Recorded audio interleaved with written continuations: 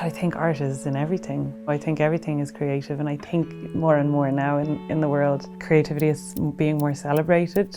It's like adult play or something. It's like connecting to a kind of a more childlike part of ourselves.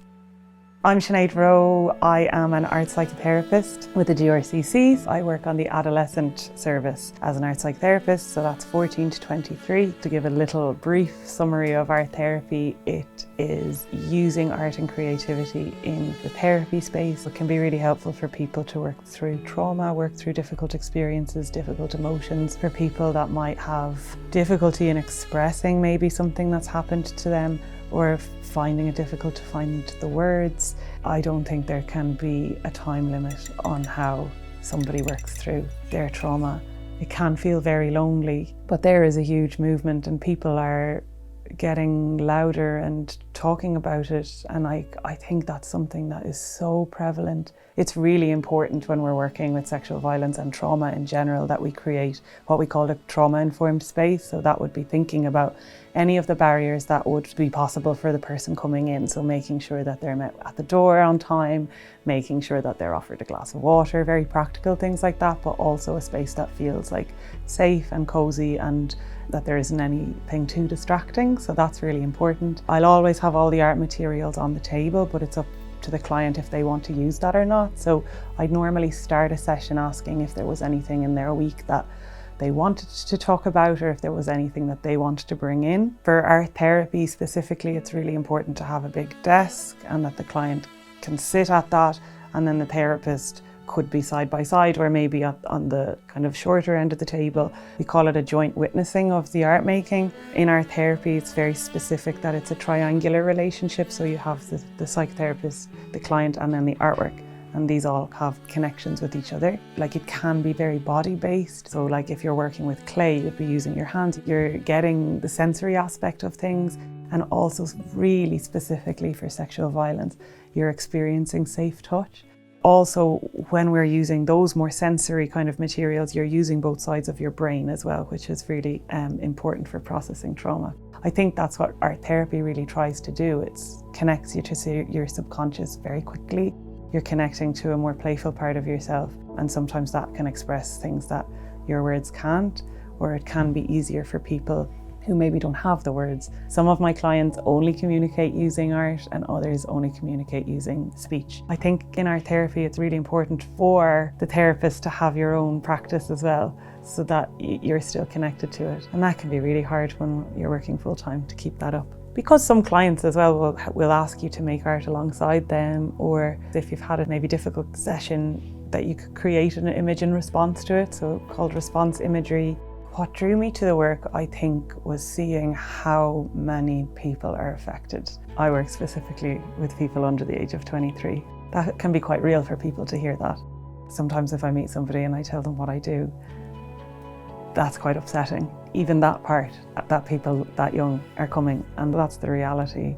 I think our name in general, like the Galway Rape Crisis Centre, has two quite off-putting words. Rape and crisis. You don't have to be in crisis, and you also don't have to be raped to come to us. A lot of people feel defined by rape or what has happened to them, and that takes a long time. We can't change what happened. We can't erase the memories, but we can help people work through it and give them the tools and the skills to sort of know if they're feeling bad about themselves, how to come out of that again, you know. I think the stigma is still there with a lot of people, and that's something through the education, through awareness like you're doing, will help diminish that, because but it's that whole thing, I must have done something wrong, am I to blame?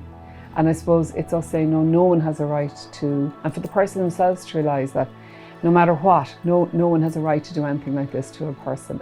You don't need to leave any information to call the helpline. You don't need to leave your name, you don't need to leave your number unless you want it to be referred to the counselling service. So it would be completely anonymous if you wanted it to be. That's really important for some people. It could take them a couple of times to call before they actually wanted more long-term support. Confidentiality is top. Anything that is said here is held here.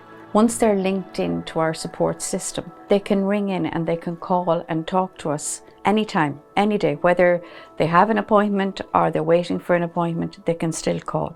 We also offer drop-ins. The service is completely free.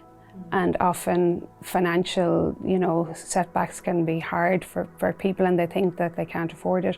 They can stay for as long as they need to, and that therapist then supports them on their journey and is that regular face for them every week. Sometimes people will just talk. It could be the first time that they have disclosed out loud the nature of their sexual violence. We listen, and they're believed and they're heard. That's all they want. Once they're in here, this is their space to do with what they want. They can actually bring up what is impacting them now, what is important to them, and that gets worked through together with their therapist. There has been a huge increase just from 2024 to 2025 of male and trans and non-binary clients coming to our service. So I think specifically for those people, it's really important to get that message out there as well, that sexual violence isn't just something that affects women, it affects every gender. I think that it is really gaining a lot of momentum in Ireland at the moment, and I think Ireland has been very slow in terms of some laws and rights around sexual violence, but it actually is really catching up, and I think it's really exciting to be part of that movement. The laws around stalking in Ireland changed in 2023, and that now support victims of stalking so much more than previously. The same goes for image-based sexual abuse. Ireland are on the cutting edge of that, one of the leading in Europe. So it's, I think, really, really exciting to be part of this. Going in and doing the trainings in the schools, the young people want to know, and they are talking about it. And the data is also showing that, and it's quite hard to sometimes unpick if it's more sexual violence happening or it's just more people that are coming forward and reporting it and feeling more confident to do so and comfortable talking about it. But I think realistically what keeps me in this line of work is the clients. I really, really feel such a passion for the people that are coming in here and trying to work through the trauma. I think it's really admirable.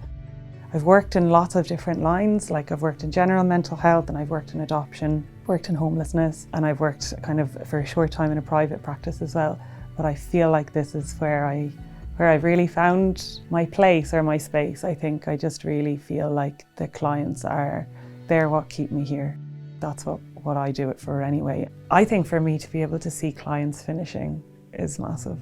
To be able to see them reach the end of their therapeutic journey and to say, yeah, I feel okay now, or I feel ready. Ending is a really good sign, once it's on their terms and we've decided that together, to be able to see people going back to their life and being able to manage it, or to be able to think about it and it be less activating or difficult for them. Trying to make sense of sexual violence isn't easy, because it realistically doesn't, and it is about power and control. Giving the person the space to understand that they don't need to have that all figured out, they don't need to know exactly what it was that happened, they don't have to label it as sexual violence straight away. That can take a really long time. It's all part of the process. We talk a lot about the vicarious trauma, but I think what doesn't get as much airtime is vicarious resilience as well, and the strength that we are shown as therapists from people coming in and from people healing and from people doing that work. I feel that very strongly. It's those moments that keep you in it, I suppose, those breakthrough moments with your clients, those moments that you feel them in their strength and in their power, I suppose. If you're a victim of sexual violence, support is always here. Visit alwayshere.ie, contact on Garda Síochána, or call the national helpline on 1800 77 8888.